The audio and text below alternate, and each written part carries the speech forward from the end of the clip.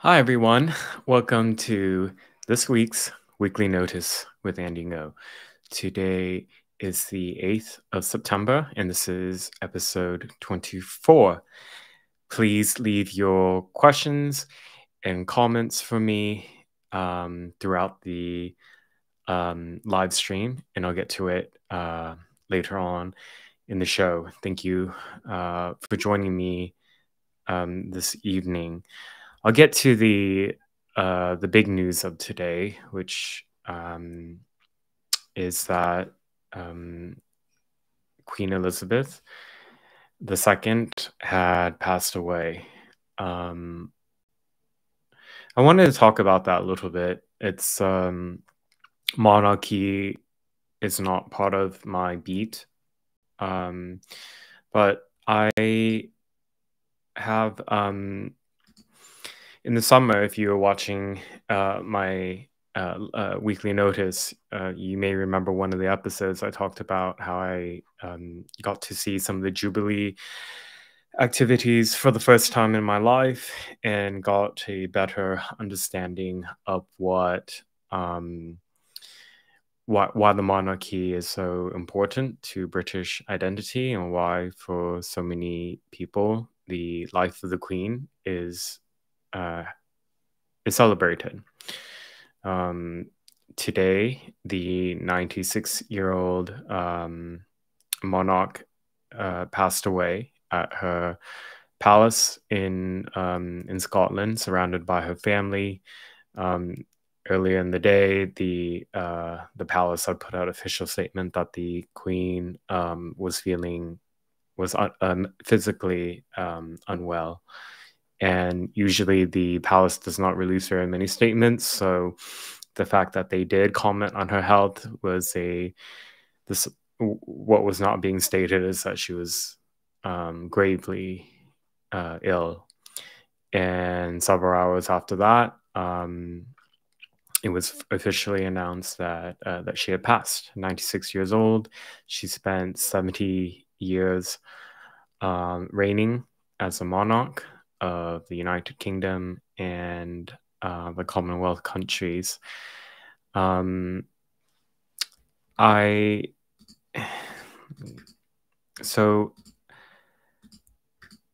went outside Buckingham Palace, and there was a lot of people who gathered, and I was just there to observe this historic moment. And I felt a feeling of sadness that surprised me. I've had a long admiration for Queen Elizabeth II, but as an outsider, as somebody who is not a subject of the monarchy, there's a lot I don't understand. But I think with her passing, what I felt was that the world is losing a bridge to an important part of British history and also a shared history. I mean, you think she ascended the throne in 1953 as a very young woman, and she lived through the Second World War. The various prime ministers who have been in office through the 7 decades that she was on the throne, from Winston Churchill to this week. There's a new prime minister in the UK, Liz Truss. She's been through decade after decade of turmoil, both in her country and around the world, and has been this force of stability. I think, for Americans, we, I had a stay as the president, right? And they come and go every 4 years or every 8 years. And I guess the stability in America in terms of American identity is perhaps the Constitution, although that's losing a bit of meaning, I think, to younger generations. For the British, the monarchy has survived centuries of turmoil, and there was, of course, a lot of violent revolutions on the continent of Europe, where monarchs were overthrown and violently killed and beheaded, and the children of the royal family being murdered in cold blood and all that. Britain has been able to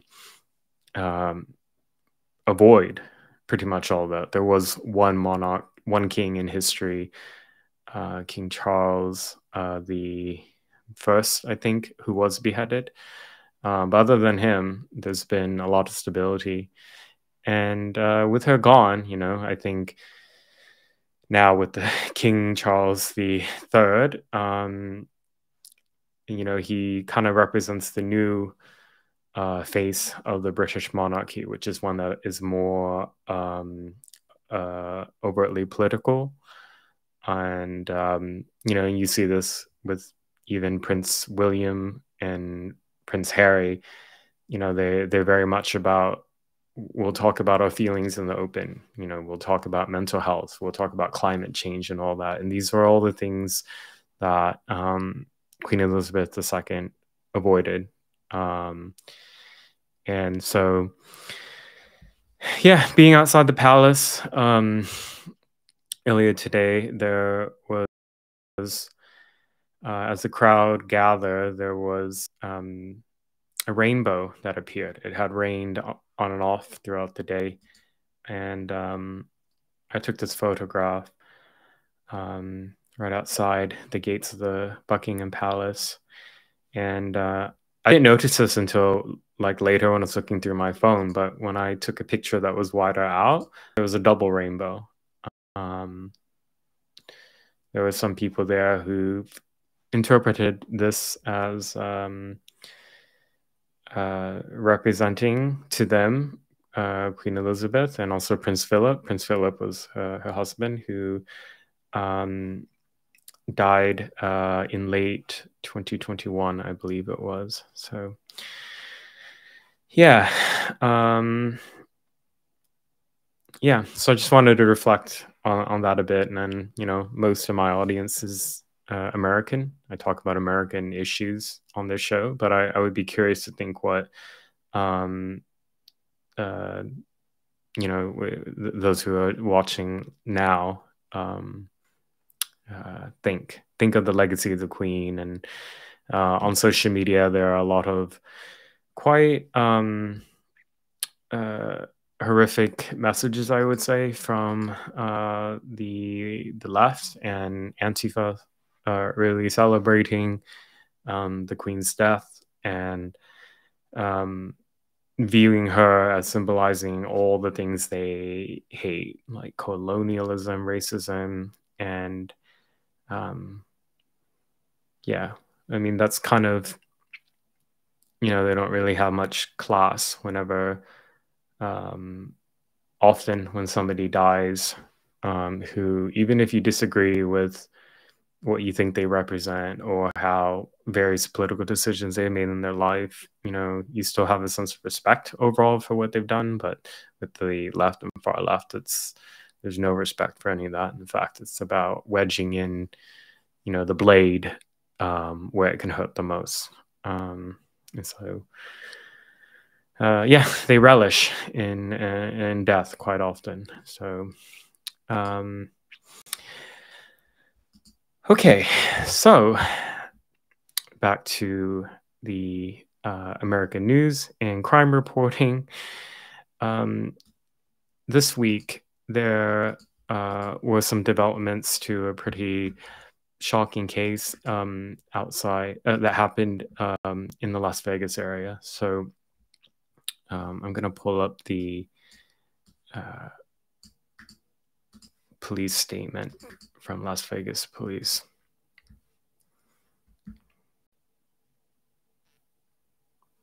If it loads. So on the, let's see.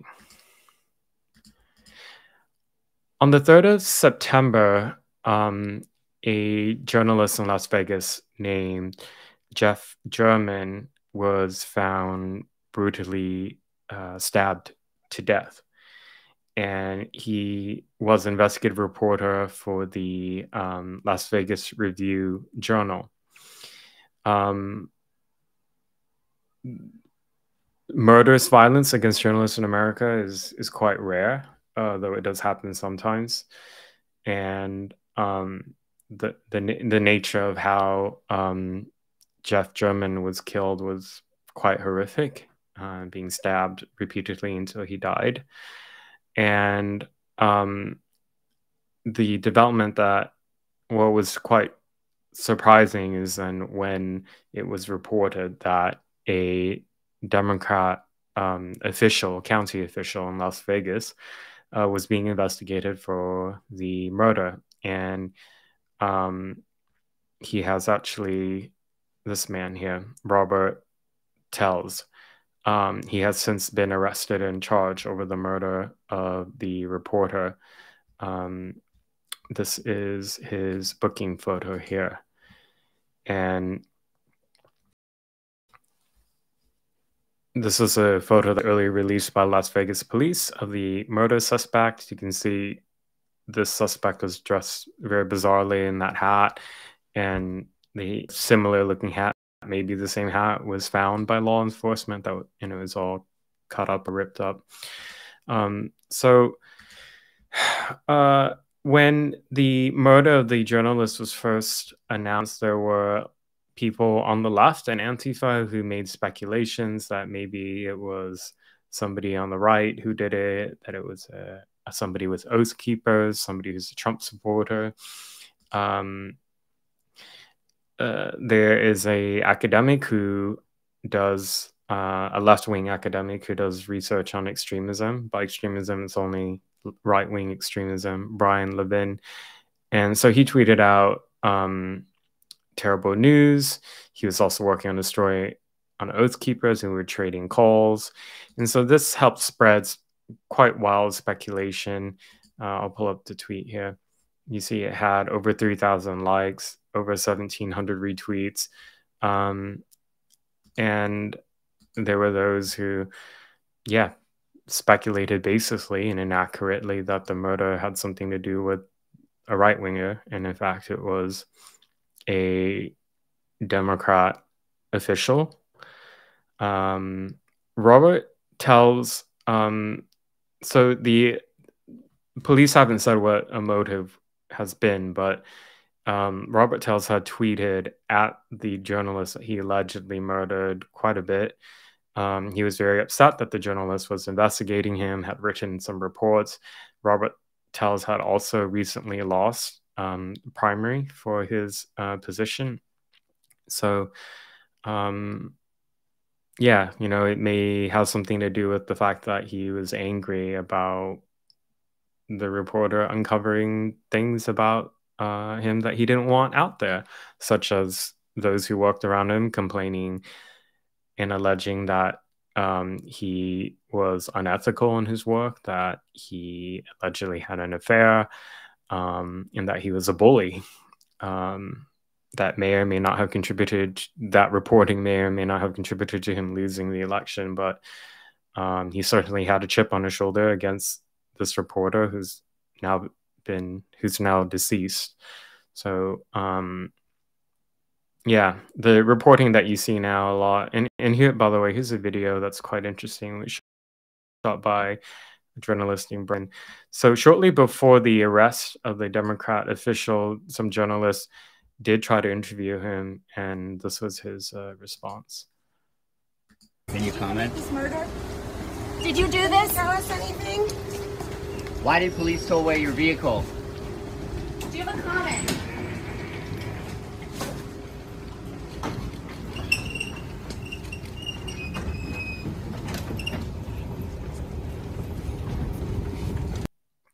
Yeah. So this incident here kind of reminded me of something that happened in 2015 that's been kind of scrubbed from the public's memory. Back in 2015, there was a really brutal murder of two journalists with the local television station They were shot dead while they were live on the air, and the man who killed them, his name is Vester Flanagan. This is him. So he was a former colleague of the people that he ended up murdering, but he had been fired from the local station for breaches of ethical behavior. For example, he was a big Democrat and big Obama fan, and he wore a button on his clothing in support of Obama, and that's a no-no. If you're a television station, you don't allow your on-air reporters to wear political symbols. But he live streamed the killing, and here's a screenshot from his video. Yeah, that reporter there and the cameraman were killed. But the fact that he was a big Democrat who killed journalists, and the fact that the current suspect in Las Vegas is also a Democrat. I mean, these are inconvenient details, of course, to the mainstream, and inconvenient to establishment journalists who would like to lead us all to believe that the biggest threat to journalism in America comes from Trump and his supporters.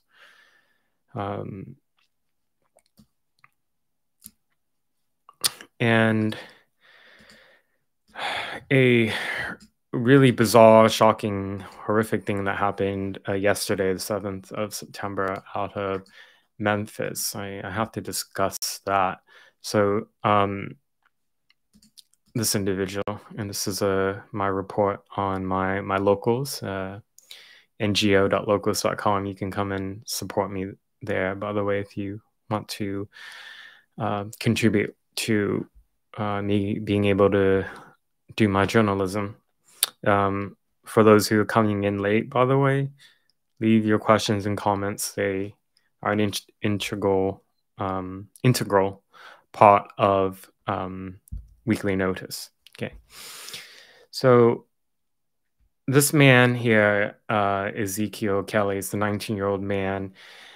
This picture on the left was of him in the police vehicle after he went on a around 19-hour mass shooting spree around Memphis yesterday.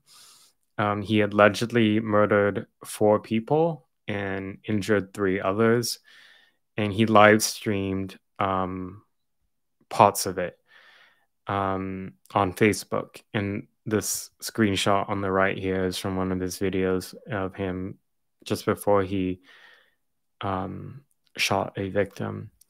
So yeah, for hours Memphis was on lockdown, and they had law enforcement everywhere trying to find him. They couldn't find him. Part of the reason is because he was doing various carjackings, so he was switching vehicles. And Ezekiel Kelly, I looked into his social media because that's what all of you should do, by the way, whenever there's a at-large suspect or somebody who, let's say, is just named as a suspect in some crime that's happened. Look up their social media presence, because you can find pictures of them that will then get removed or posts, and it might give you an insight into their state of mind before the crime or during the crime. So these pictures are from his Facebook account. They're deleted now, but he looks like he was part of the thug lifestyle. He has a violent criminal history. He's quite young. He's only 19, but he's already a convicted felon. There are lots of pictures like this where he's posing with gang signs and cash and guns. And this is his booking photo from jail, by the way. He's smiling like he was when he was in the police vehicle. And I looked up his criminal history in Tennessee. When he was a minor, 17, he was charged and prosecuted with attempted murder, aggravated assault, reckless use of a deadly weapon, and other felonies, really serious charges. But he was charged as an adult, which is why that is part of the public record that we know. Things that he did before from his juvenile record are not public. We won't know. But yeah, so these are some of the felony charges. So last year he got what looked like a pretty good sweetheart deal where he was allowed to plead guilty to felony aggravated assault. And then the other charges, the really serious one, like attempted murder, were dropped.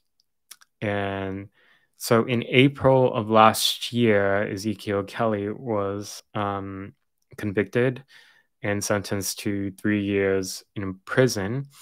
Well, he only served 11 months before he was released. He was released in March of this year in Memphis, and then yesterday allegedly went on this shooting spree and killing a lot of people. Yesterday there was also a warrant issued for first-degree murder as well. So before he allegedly went on the shooting spree, he allegedly murdered somebody.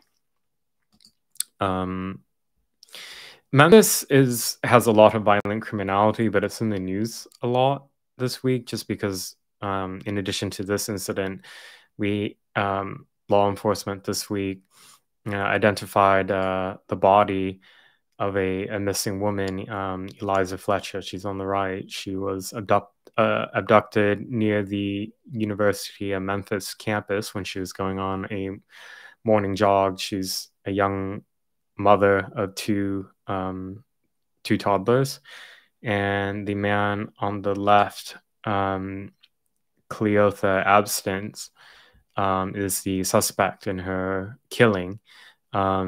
He served 20 years for a conviction related to another abduction. So, he has a violent criminal history as well, and now he's the chief suspect in her murder. Also happened in Memphis. Okay. So some of the videos that he put online, I'm just going to play I was going to play a segment of part of the live stream, but I'm not really sure if it adds to anything really. You see him, it's hard to understand what he's saying. He's speaking not clearly and using a lot of vernacular and slang that I have difficulty understanding. And he's cursing up a storm, and then he goes and shoots up a man in a store. So that's the description of one of the videos that he put out on his Facebook. Okay.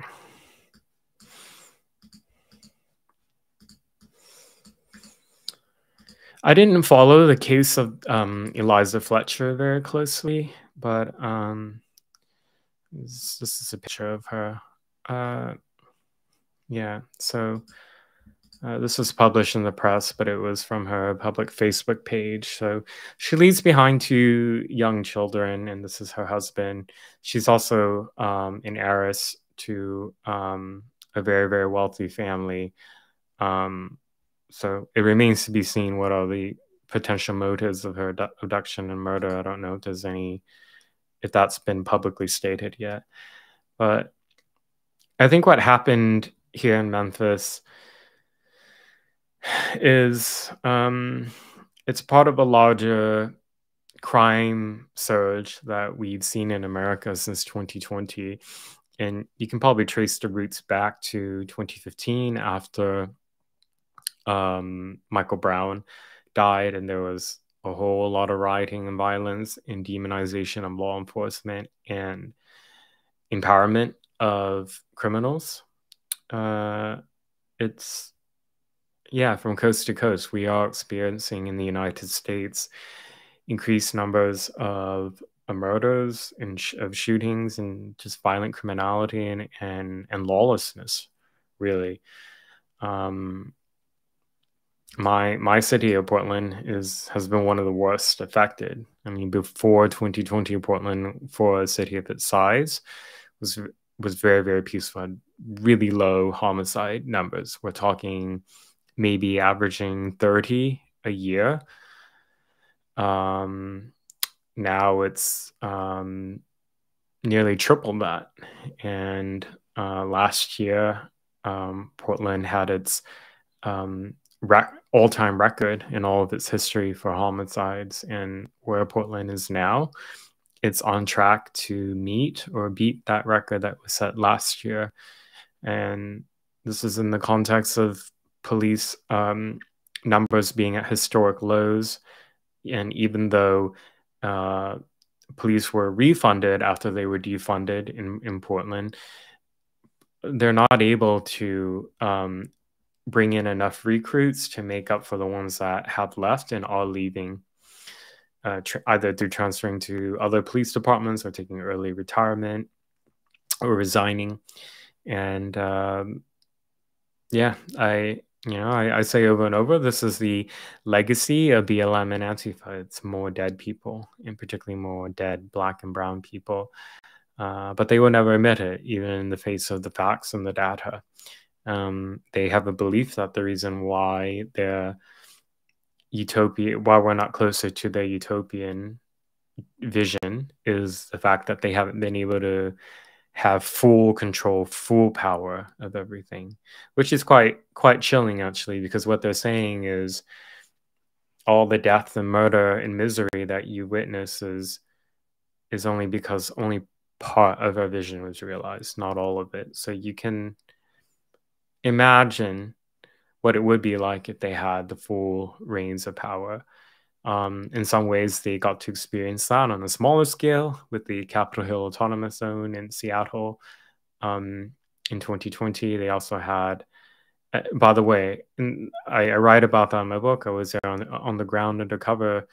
It was horrific. They took over a residential area and created a hard border, border checkpoints with people with guns guarding these checkpoints.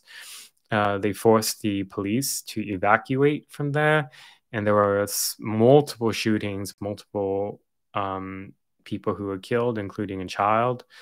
And in one of the deadly shootings, it was the Antifa security who shot up a vehicle that drove in that had 2 Black teens inside, and one of the teens died. The other was lucky to survive, 16-year-old and 14-year-old. So yeah, they've never been held to account for the misery that they've done. And if you point this out to them, or point the mirror to what they do and what they've done, you are called a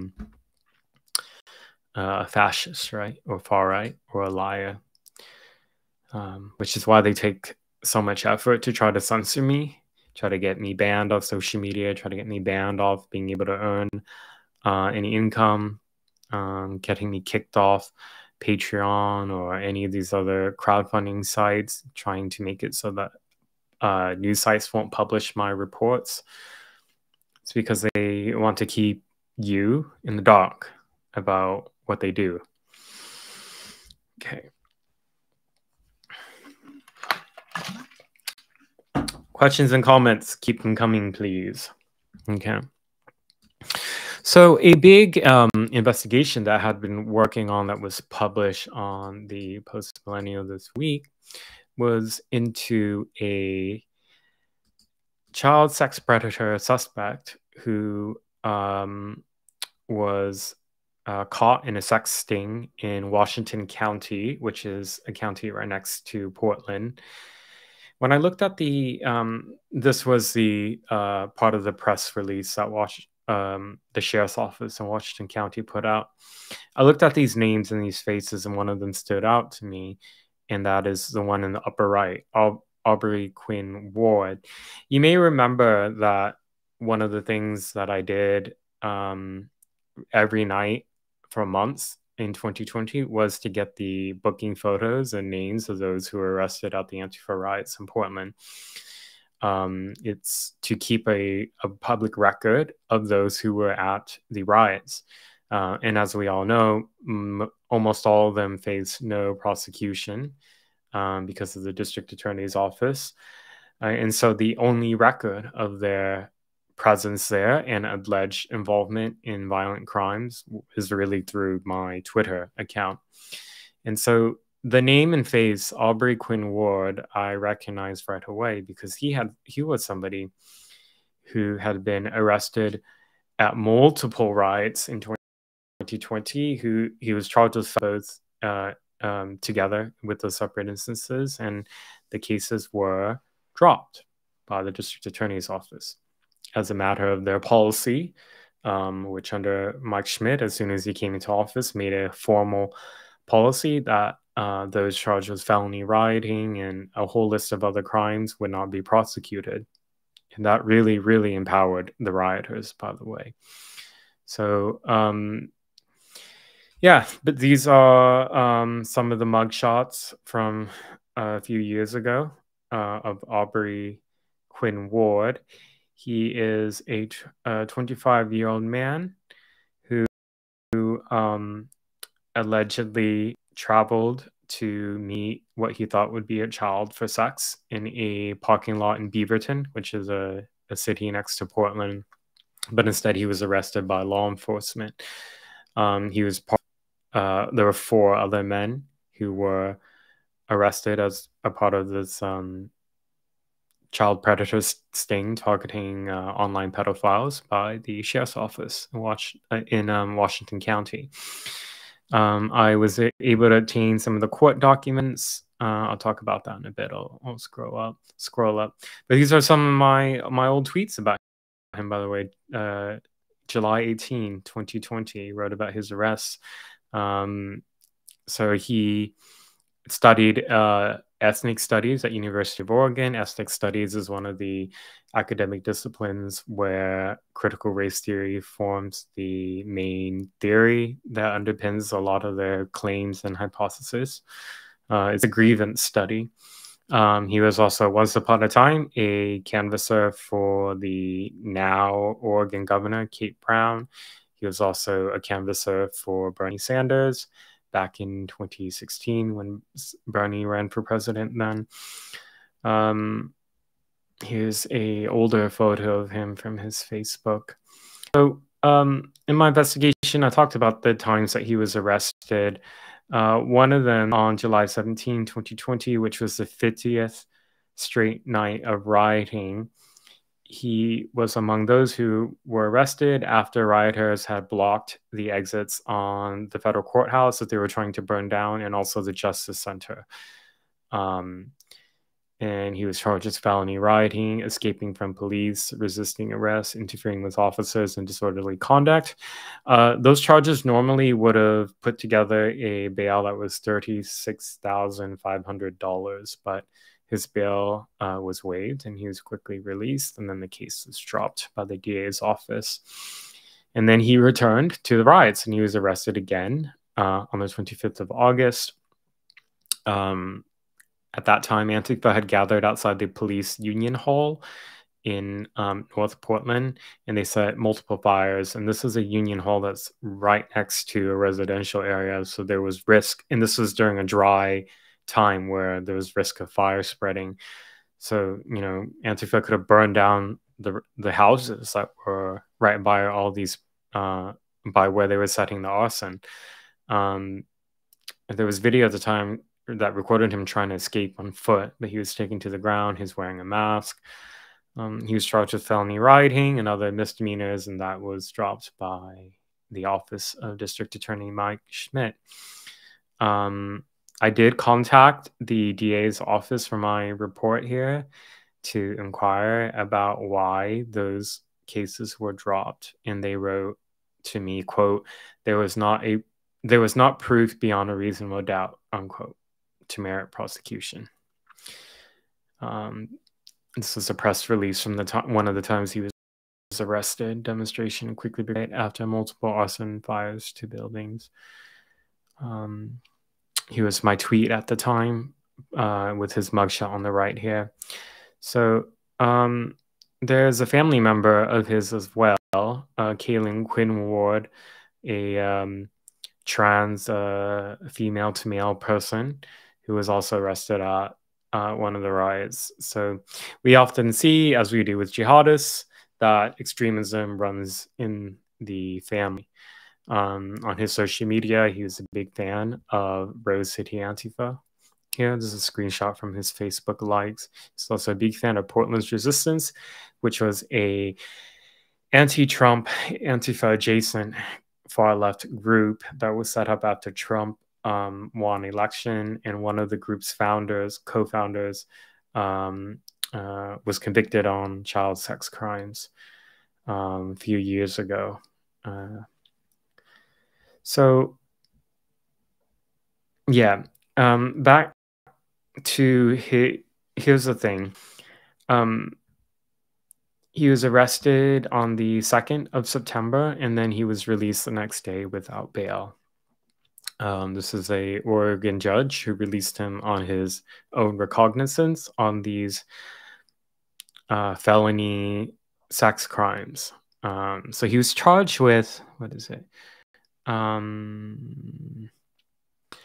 First-degree online sexual corruption of a child and luring a minor. And I got some of the court documents. So it outlines the charges. The police report is not available for public record yet because the case is open and ongoing. Law enforcement don't release police records until a case is closed, usually. But so he didn't have to pay bail on these new sex crime charges, but he is. Let me zoom in so you can see. Zoom in so you can see.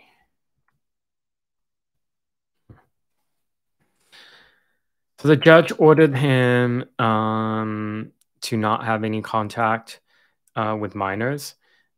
He's banned from using social media and any devices or computers that are connected to the internet. He's to reside with his parents as part of the release conditions. He's not to possess or consume drugs and alcohol. Yeah. So his next court date is on the 12th of September. It's coming up soon in a few days. Yeah, so you can read my detailed investigation here on the Post-Millennial. Portland Antifa riot arrestee charged in child sexting. Okay.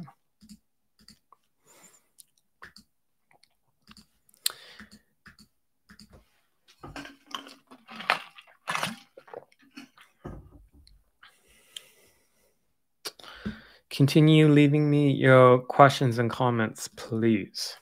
Okay.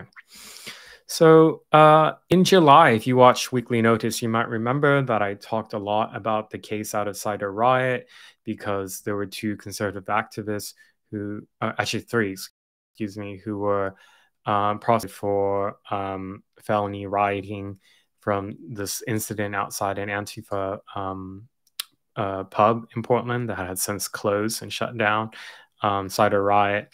This is some video you can see here of them, the Antifa rioting and attacking people. And there was a brawl, but the people who were prosecuted weren't involved in the fighting that occurred. Two of them were acquitted. One was convicted, Mackenzie Lewis. He was convicted of felony rioting for throwing a bottle at the ground and pushing back one of the Antifa members who was spitting toward him. Two of them, the main ones that the prosecutors in Portland tried to get, was Joey Gibson on the left here. He's a Japanese American right-wing activist, evangelical type figure. He's the leader of Patriot Prayer, which is was a group that held pro-Trump rallies in the Portland area, and Antifa viewed him as enemy number one and has attacked him, assaulted him multiple times. I mean, I've witnessed it myself since 2017. He doesn't fight back, and the people who assault him do not get prosecuted. The other man who was acquitted was Russell Schultz here. So at the time, the judge expressed shock and surprise that Multnomah County prosecutors had even taken it to the stage, given really the lack of evidence. So fast forward now from July till now, they have filed a $100 million civil lawsuit against the city of Portland, the county, several police officers, the mayor, a whole list of people for what they say was malicious prosecution. Their counsel here is the same counsel that represented them in the criminal case that they were acquitted of. And so, this was a tort claim notice announcing their intention to sue and saying that those who have sent this needs to preserve evidence. It's quite long. I highlighted various things on my Twitter, but so what the lawsuit alleges is that, I'm going to quote, "It is by now a custom, practice, and policy of the city of Portland and Multnomah County to misuse law enforcement resources to attack members of the small minority, referring to conservatives, particularly those who have stood up against rising Antifa disorder." And it outlines in accurate chronological detail all the steps going back to 2017, how the city's leadership, the mayor and city council, have sought to suppress the free speech rights of conservatives in the city and to empower and provide cover for far left extremists. Ted Wheeler is particularly egregious. And it continued throughout the riots of 2020. Mayor Wheeler didn't really start changing his tune until the Antifa riots started spreading into residential areas of Portland. So George Floyd died in May. At the end of May was when the rioting started in Portland. In June, it was happening, attacks on the Multnomah County Justice Center. But then by July, it has switched to the attacks on the federal courthouse. And when Trump had surged federal law enforcement resources to protect the federal courthouse that Antifa were trying to burn down, the mayor did things such as restricting the use of tear gas by police, banned Portland police from cooperating with federal law enforcement, basically just making it so that the federal law enforcement were completely isolated and unsupported in their attempts to stop those who were trying to carry out an insurrection. And so, there were more than 100 injuries reported from the federal law enforcement officers because of the thousands of rioters that showed up every night. So this details all the ways that the city has protected the far left. And then it makes allegations that the prosecution was malicious in that it was not based on evidence, that it was politically motivated. So, that's a big development. Yeah, they're seeking $100 million for their arrest, the time that they spent in jail, and the 3 years that the prosecution went. They also allege in the tort claim notice, this was interesting, that District Attorney Mike Schmidt had these communications from a non-work email with an outside secretive far left group to help craft this policy that was formalized, where a whole list of riot-related crimes would be decriminalized, but only for the far left, because that policy was not applied to the ongoing case against Joey Gibson, for example, but it was applied to all those who were arrested at far left riots.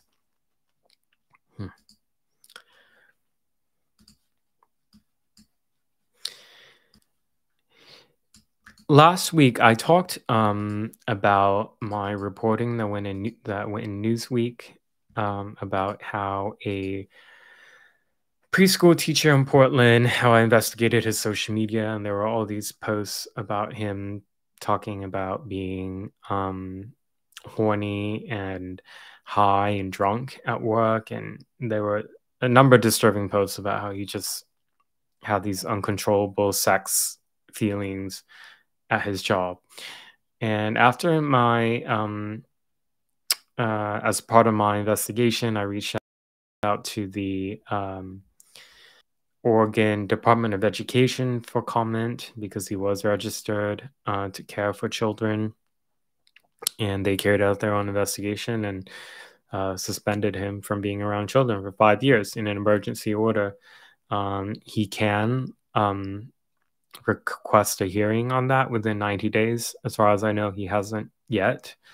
And his social media account had a lot of very explicit pornographic stuff. Like this picture here was quite mild, actually, because other stuff showed him having intercourse with various men. He came on my radar because he got a lot of media attention, both locally and even nationally within the Spanish language press, because he was fundraising for his GoFundMe, because, the claim was, I'm this poor preschool teacher who got monkeypox and I can't work and I need money to survive. So, the kindness of Americans poured in thousands and thousands of dollars into his GoFundMe. So I started looking into him a bit more. There's often more there than what you see on the surface. And I have an update on this report, by the way. So it's a small update, but after my Newsweek investigation was published, he deleted his social media. This was the account that had all the porn stuff on it. The bio line said, preschool teacher by day and sensual bottom by night, 18 plus, 30-year-old Mexican oral power bottom living in Portland. Yeah, so that account has been deleted or deactivated. These are some of the posts that were on it, by the way. First time masturbating at work. It felt so good. I don't know why I haven't done this yet. There are lots like that, by the way, fantasizing all the yeah, blank, I'd sucked last night at work. So yeah, that's the update to that report. I will continue to follow up on this to see what developments happen, if they will. Okay. All right. Questions and comment time. Send them to me. I'm just going to take a little water break. Okay.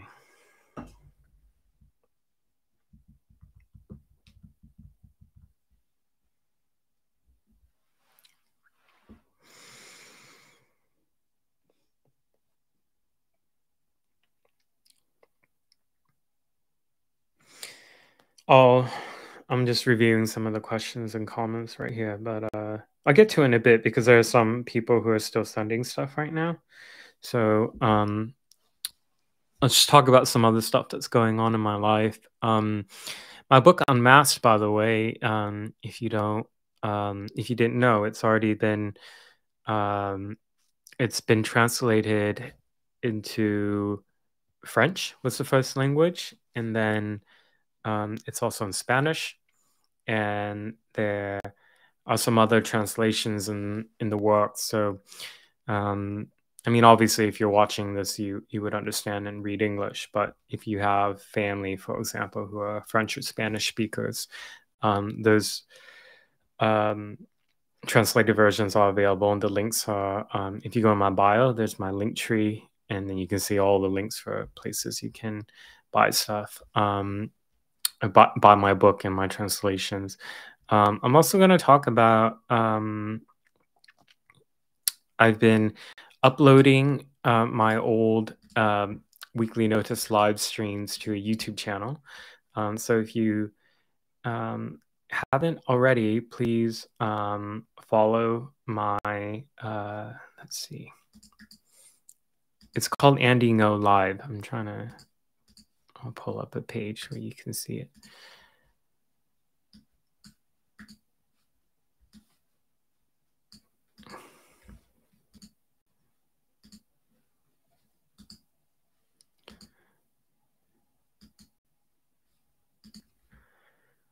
Here we go. Here's Andy Go Live. It's a YouTube channel where I upload like my interviews. Recently I interviewed James Lindsay. Only part of it went on my live stream. The full one is over an hour long. It's on there. Some of the old episodes. I'm trying to get caught up in uploading it, but there's a place where you can watch some prior episodes, and if you can, please consider joining me on my locals or my Patreon. This work is only possible because of your support. So please, if you can, join me either as a free or paying supporter on locals or Patreon, or also subscribe star. Okay. Questions and comments now. Okay.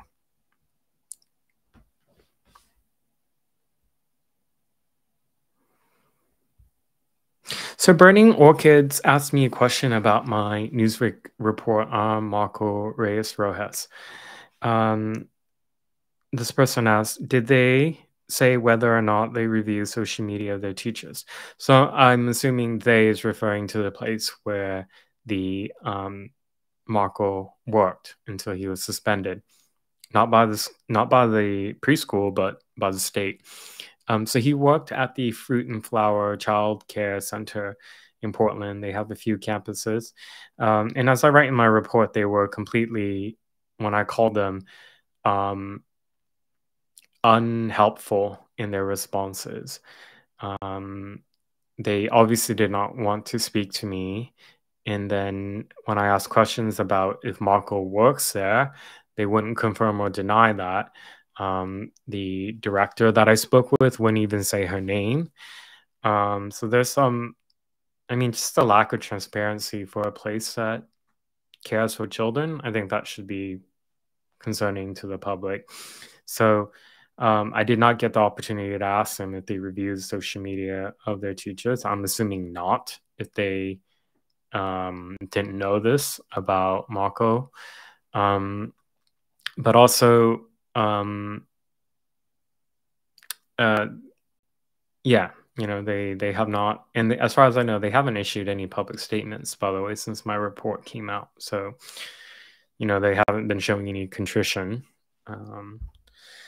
Okay.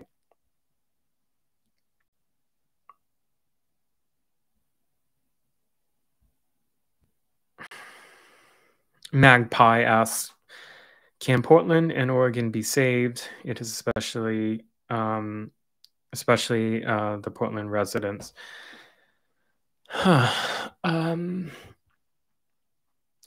Portland can only be saved if it wants to save itself. And I am not entirely sure if it does. And I say that because I don't have survey data on this, but my general feeling is that even after Portland experienced the riots of 2020, plus the decimation of business in downtown, plus sprawling homeless encampments, plus horrible political decisions that have led to historic surges in crimes and homicides and shootings. In spite of all of that, my sense is that the city of Portland the residents there have not really connected all these issues as a political problem, and as a political problem of those that they have voted for and elected. So a lot of them, unfortunately, have been brainwashed into thinking that Antifa wasn't involved in carrying out the riots of 2020, that there were some phantom right-wing secret outsiders who were the ones who were starting the fires, who did the killing, who carried out so much violence and destruction. They haven't connected the two. My reporting doesn't reach the mainstream left, and that's by the design of the mainstream left. They don't want the fact that I'm able to expose extremism on the far left to be known. So when you consume the local press, you'd come out with this, you're just thinking these are just protesters. They don't even say what the political persuasion is of those who are holding up Antifa banners and Antifa propaganda and have Antifa symbols on the flyers that they put out. You would, as a reader, think these are just peaceful protesters and the riots just happen kind of spontaneously through no fault of their own. So, yeah, until the people of Portland, I suppose, a majority of them, recognize really what's behind this violence and destruction in the city, they can't be saved. I tried my best to save where I'm from, but even then I've been driven out through violence against me, right? And death threats. So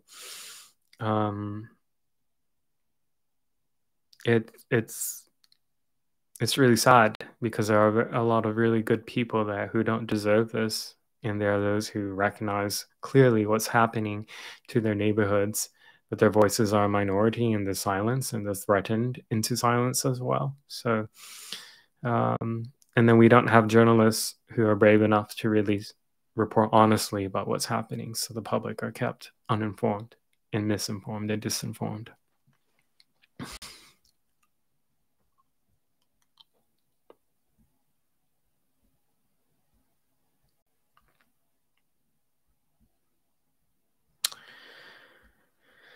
Okay. Wow, there weren't very many questions at all. A lot of nice comments, I feel. A little weird reading nice comments about myself. I'll save you the time from that. But I do want to say thank you because I mean, obviously you know that I'm subjected to a lot of hate for my reporting. But what you don't hear often is that I do get support as well. If you're tuning in now, you're supporting me through watching the show, right? And so, and many of you are literally supporting me through Patreon or Locals or something. And that, just want to say thank you.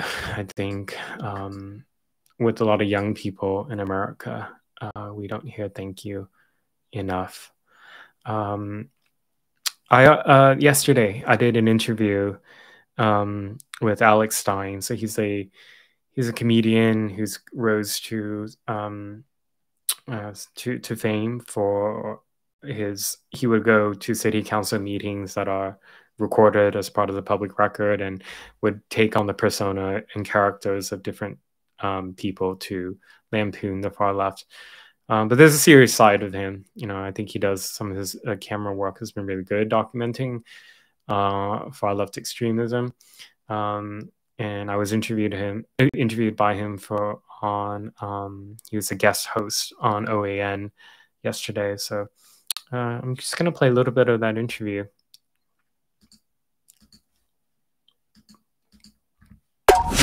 Oh. Sorry, there's an ad. I'll just let that. It's on Rumble. Okay, here we go.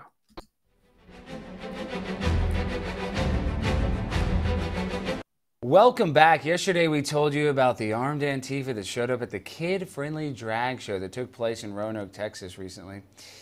At the drag show, armed conservative activists and members of the Proud Boys faced off against armed Antifa members, is what the New York Post is saying. The standoff between the two groups didn't escalate to violence, and police acted as peacekeepers while they watched the two groups confront each other. This is the world we live in, guys, where now people are actually bringing guns to protect these events. It's the clown world. And even though the owner of the restaurant where the drag show was held, they said there'd be no sexual contact whatsoever, foul language, or even erotic behavior. But Protect Trans Kids, a nonprofit founded by an anti-trans activist named Kelly Niedert to protect kids from the toxic trans agenda, was unconvinced these things wouldn't be happening.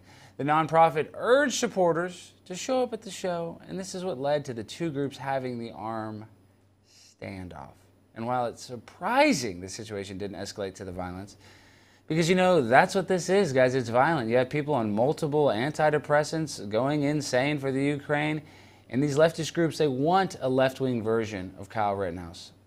And our next guest, unfortunately, has personally had a violent interaction and been attacked by these Antifa. Last year, Andy No published a book exposing Antifa. Shortly after he published this book, he was beaten and chased by the militant group while he was covering ongoing protests in Portland, Oregon. And this wasn't the first time Andy has been attacked by Antifa either. He's like their #1 target. They hate this guy. The Antifa members went on to vandalize buildings and spray painted "Murder Andy No" and "Kill Andy No." It's scary enough. And now we have the legendary author, journalist, and one of Antifa's biggest threats of physical violence, the one, the only Andy No. How are you doing, Andy?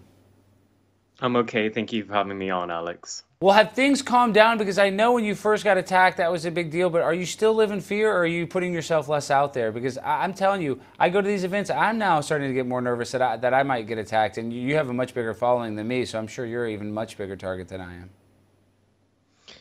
In Portland, it is not safe for myself or any journalist actually to document the criminal activities that take place involving far left militants in the public, whether it be myself or numerous other journalists, both independent and establishment and legacy media, have been attacked, beaten, and or robbed. I think I've become a lightning rod as a target for Antifa because I've been relentless in continuing in this beat and unmasking them through public records and their arrest records and their names and photos and past names. And for them, that is unforgivable because they operate by making the public believe that they are not actually organized, when in fact they very much are. Was that what they're hiding, Andy, the organization aspect? Well, thanks everyone for joining into this week's Weekly Notice. It's a longer interview that I did with Alex, and you can see that on the One America News Rumble page. I'll catch you next Thursday at 7 p.m. Eastern Time. Thank you very much, and have a good night.